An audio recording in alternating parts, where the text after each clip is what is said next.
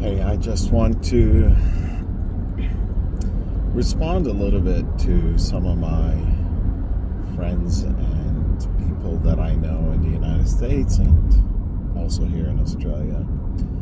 We've been hearing a lot about Charlie Kirk, and it is absolutely unacceptable that he be killed, slaughtered pretty much in public. And that's unfortunate and unacceptable whatsoever. He's a good man, a husband and a father, and he deserves life and deserves the freedom to speak his mind, have his opinions, and I believe he shared his opinions in a democratic and a friendly dialogue. Now, I don't agree with that guy a lot of stuff, and one of the reasons I disagree is because a lot of what he says is masked and connected with the Bible and with Christianity and with God, and that makes his message dangerous because while a lot of young people have a hunger for spirituality, but spirituality is not about being anti-homosexuality or anti-abortion. A person has every right to believe that homosexuality is wrong. If that's what they want to believe, that's great. And to believe that abortion is wrong. But to connect that with God and make it the biblical, the godly, the Christian view is probably what's hurting Christianity in America and around the world. I personally don't agree with that. I do not find that the Bible has anything to teach about abortion whatsoever. As a matter of fact, the Southern Baptist Convention, the largest denomination in the United States, have been pro-choice until 1975, 1976, something around that. Now, you could look up the Southern Baptist Convention on Wikipedia, read about a lot of its history, and you could see that they've always been pro-choice. The reason in the 70s they shifted and started promoting pro-life is because they joined the Catholics in order to win some elections.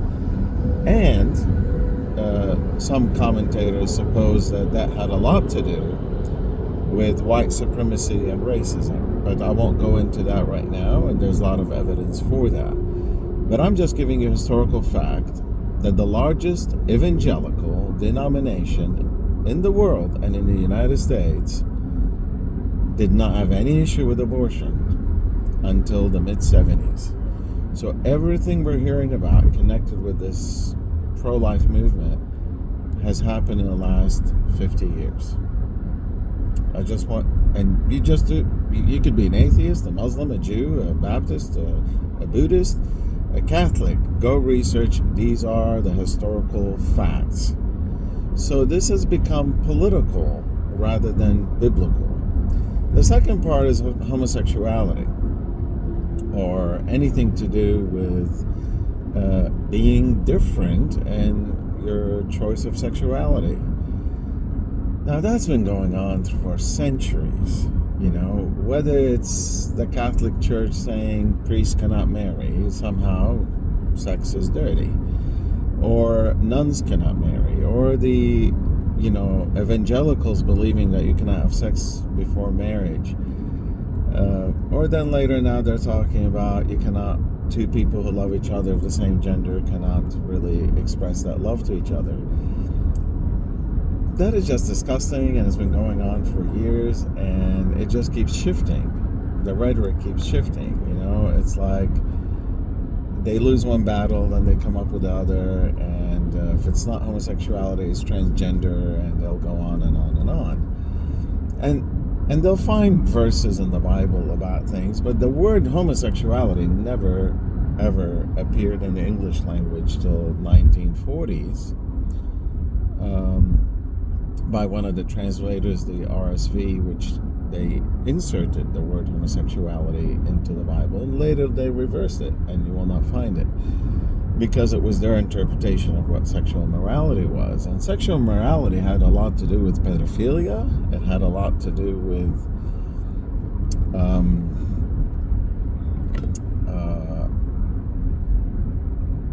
sexual predators. It had to do with, in some cases, prostitution. It wasn't necessarily about two people who love each other having sex in or not, if they're not married, whether they're married or not, or if they're having sex with the same gender. As a matter of fact, there's nothing in the New Testament about it. And what you find in the New Testament had to do with a Roman tradition in Romans chapter 1 of pedophilia. And later on in the letter Paul wrote to the Corinthians, he was not dealing with homosexuality at all. He was dealing with sexual harassment, sexual abuse, sex that is not natural, sex that is not consensual, sex that is taking place with people who are minors.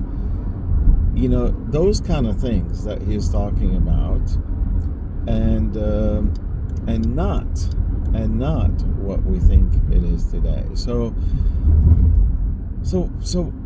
why is Charlie Kirk's message popular? It's because he had a fresh approach. He's a good man who is entitled to his opinion, and who challenged students and who challenged young people on their views. And his way was very persuasive. And I think people want something to hold on to. They like, we want something to identify with. So why not we pick a side? We're pro-life or we're pro-choice, or we're for homosexuality or against homosexuality. But that's not what spirituality is all about. And if you're going to believe in God, that's not what God is all about. Last I checked in the Bible, that God is love. And last I checked in the Bible, that mercy is better than sacrifice. And last I checked in the Bible, is that mercy triumphs. That means it excels over judgment. And last I checked in the Bible, is that even when their sin is great in the world, the grace of God is even greater. So the message of the Bible, if you want to follow it, and if it's important to you, is a lot bigger than issues that have become social and political in our time. And somebody to take the Bible and connect it with politics, such as Christian nationalism and the MAGA movement, or support Trump, etc. That is cheap.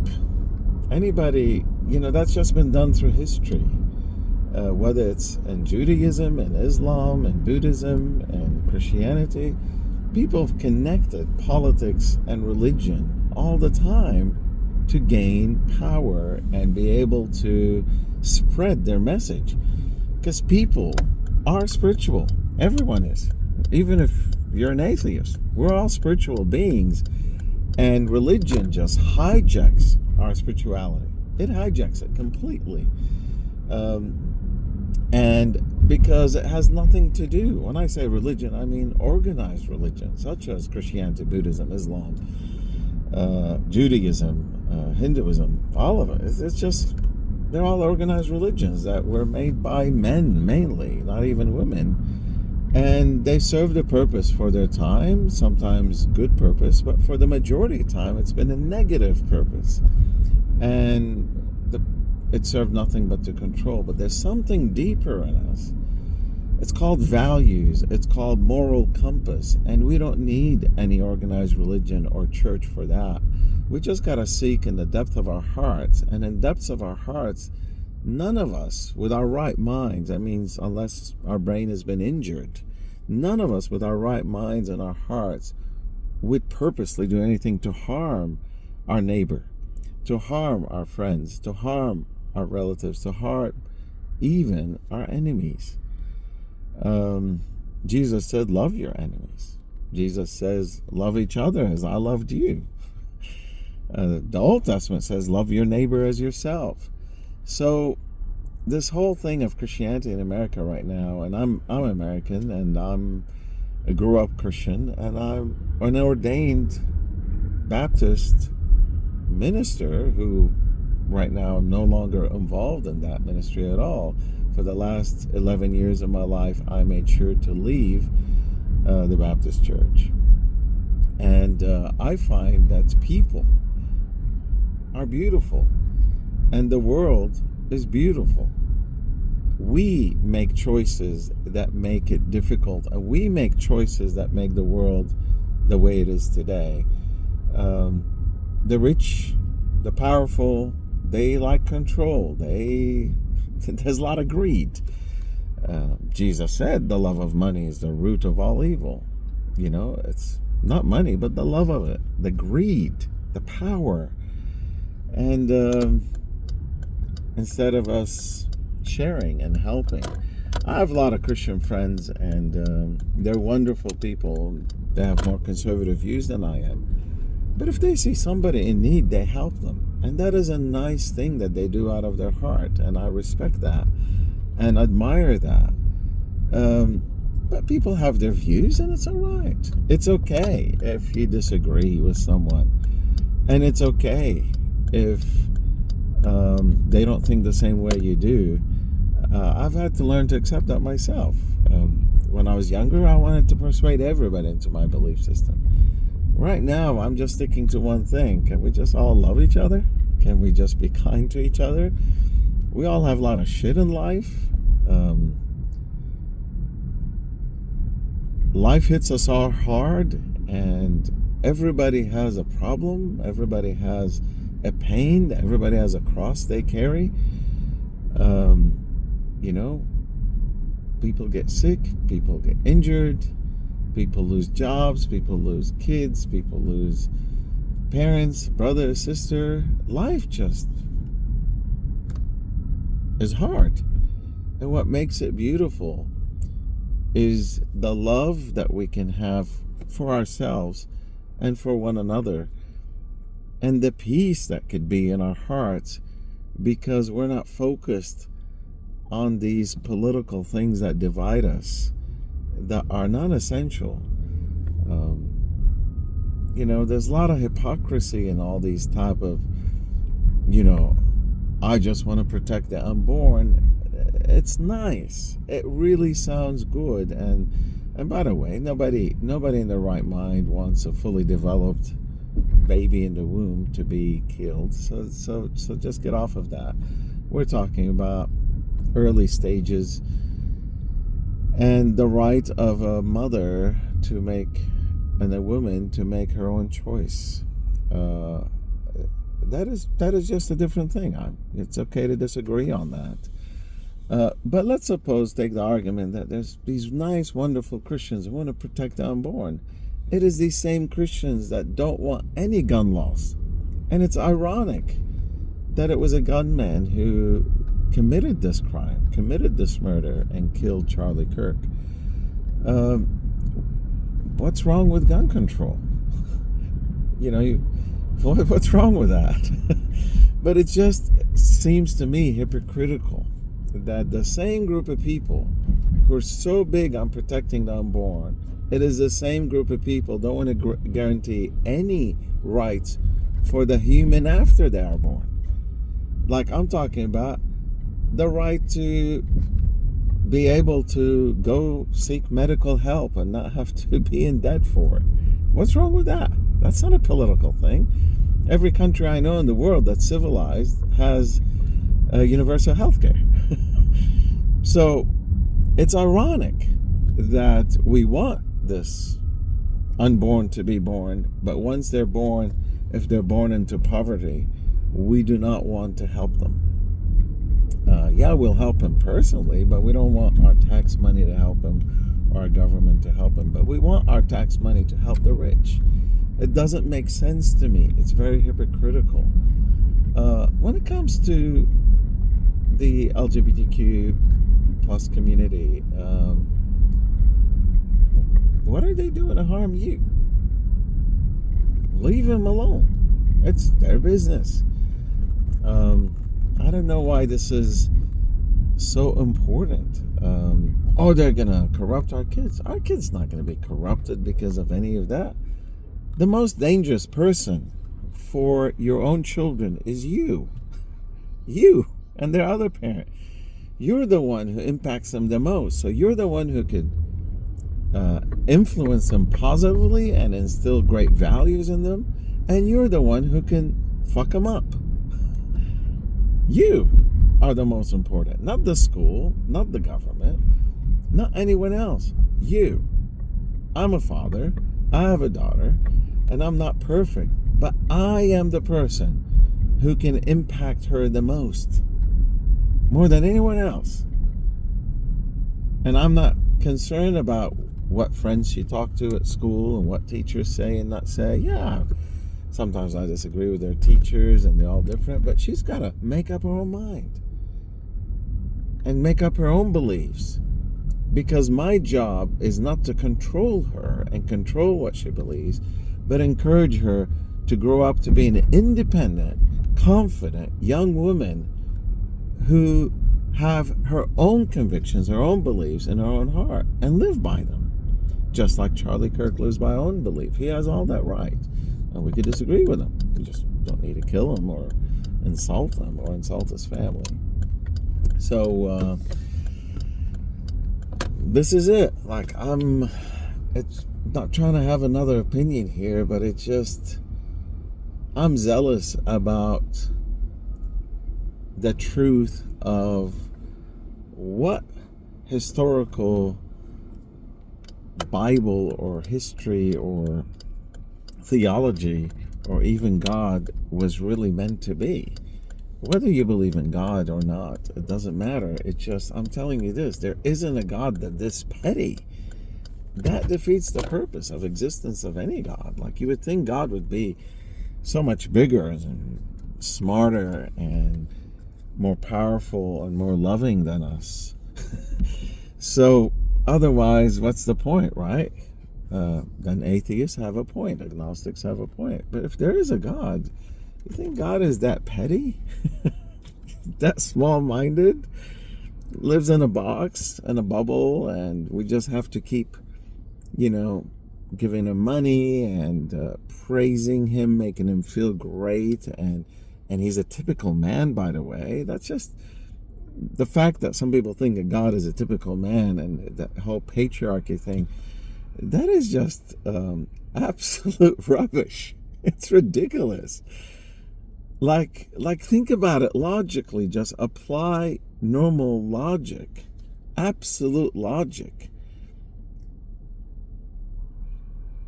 If there is a God, God by definition's got to be a little bit out of this world, bigger than us.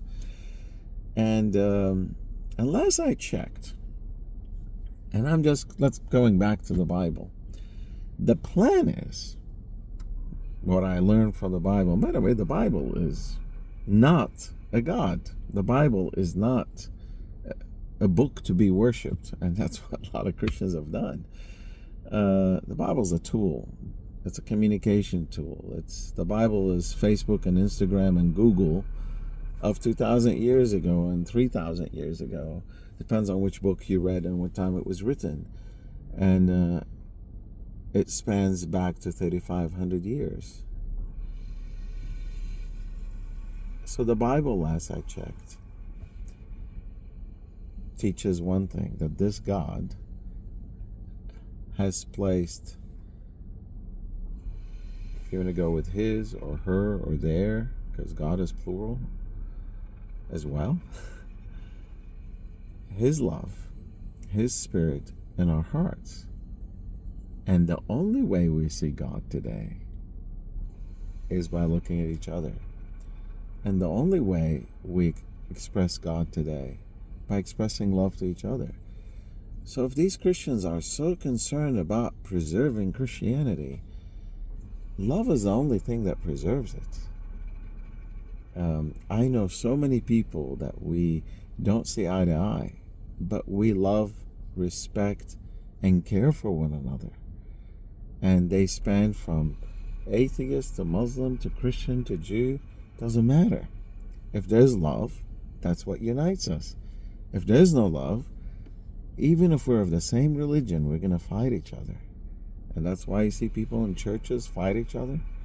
Same church, same denomination, same state, same votes, but they still split and fight because the ego kicks in, lack of forgiveness kicks in, bitterness kicks in, and all we really need is to let go of all that and dig deep into our hearts and just love each other the best we understand love to be. Thank you.